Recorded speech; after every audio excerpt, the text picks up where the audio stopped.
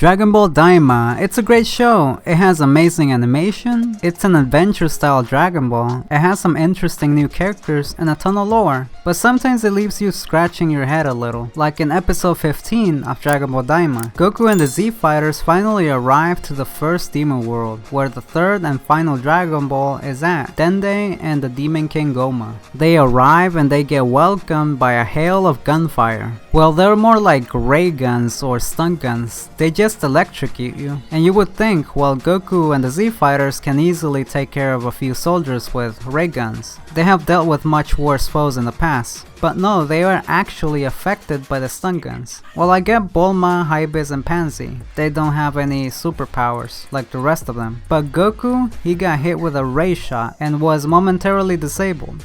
Really? His excuse was that it was hard to deal with them in his kid body. Is this the same Goku that as a kid, back in the original Dragon Ball, faced the Red Ribbon Army? The most feared army on Earth at the time? All by himself? And the Red Ribbon Army was using conventional weapons. You know, bazookas, tanks, warplanes. You know, the ones that don't stun you? And he didn't get shot once. Well, he did get shot a few times, but nothing happened. He was way faster and more capable than Daima's Goku, who is supposed to be worlds apart stronger than little Goku from Dragon Ball. Goku and Daima got nerfed, but then there was a ray of hope. Vegeta jumps in to show how it's done, because if anyone knows how to dodge laser blasts, it's Vegeta. We have seen him time and time again train in the training chambers that Bulma builds him, and in those training chambers Vegeta turns gravity to 250 to 500 times Earth's gravity and dodges laser blasts in those extreme conditions. So even though Vegeta is a kid, he should still be pretty capable, right? But no, he got hit by a ton of blasts. So much for his training. I remember that Frieza got struck by a lightning bolt in the Frieza saga. A lightning bolt, something that is much more powerful than a few stun guns. And he was fine. Vegeta even needed one of Goku's Medibugs to recover. He fought a Tamagami and he was fine. He gets shot by a ray gun and now he needs a Medibug. Somehow they beat the soldiers and advance to the town where there are more soldiers waiting for them. And this time they have tanks. Not normal tanks, but tanks that can shoot electro bombs. And they get hit. I don't know, maybe it's just me, but maybe they could have flown up and dodged the blast. Just when everything seemed lost, King Kadan and his soldiers come to the rescue. They team up and beat Goma's army, and they head towards Goma's castle.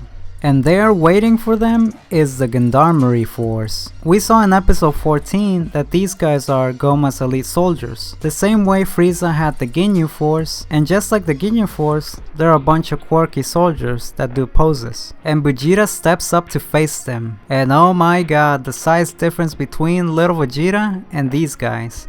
These guys are giants. Vegeta beats most of them, but ultimately they beat themselves by one of them hitting his captain while he's casting a spell. And they lose. So much for Goma hyping them up. Anyway, they go into Goma's castle and Goku senses Dende's key and they find Daigetsu on the verge of getting into a plane and leaving with Dende. Then it gets a bit dark. Daigetsu points a gun at Dende so the Sea Fighters don't get any closer. And he talks about his plans of becoming the Demon King while Goma is freaking out because Daigetsu has abandoned him. I thought Daigetsu would have some better plans than to be Demon King. And if he wanted to be the Demon King, he could have gotten the third evil eye for himself, but instead sent a girl to fetch it so she can give it to Goma. In the end, Dende gets rescued by Hybis' hat, thrown by Glorio. It's interesting how Hybis got that hat. Hybis traded his eye belt, which Goma confirmed that it is the third evil eye, that by the way was stolen by Dabura, so he could become the Demon King and take the crown for himself. Well, karma came right back at him later on. Daigetsu hatched up a plan to get the evil eye, which to my surprise it was extremely easy for the girl that Daigetsu sent to get the third evil eye from Hybis. She only needed to trade her hat. And while Goma was celebrating and freaking out at the same time because Daigetsu was defeated by the Sea Fighters, the Majin girl brings him the evil eye.